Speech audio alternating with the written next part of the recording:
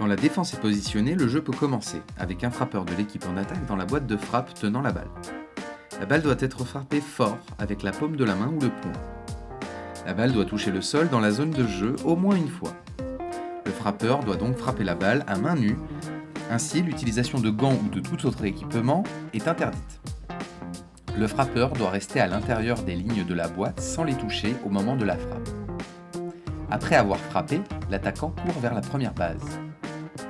Quand la balle est en jeu, la défense a 3 moyens à sa disposition pour réaliser les retraits. Le premier est de toucher la base vers laquelle un coureur est obligé de courir en étant en possession de la balle, avant que le coureur ne touche la base. Le deuxième est d'attraper une balle de volée avant qu'elle ne touche le sol. Le dernier est de toucher un coureur avec la balle tenue en main, quand ce dernier n'est pas sur une base.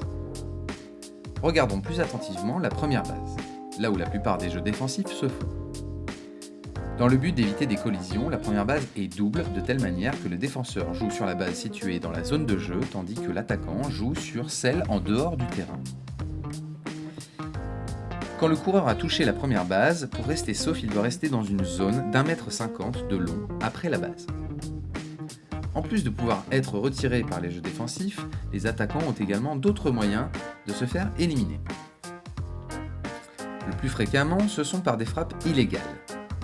Pour éviter une frappe illégale, le premier rebond doit dépasser la zone de non-rebond située devant le marbre.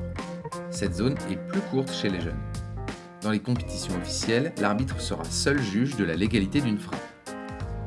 Une frappe illégale se traduit par le retrait du frappeur.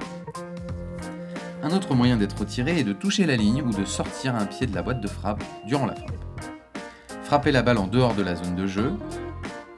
Frapper la balle dans ou au-dessus de la clôture sans rebond préalable. Ou ne pas respecter l'ordre à la frappe entraîneront un retrait.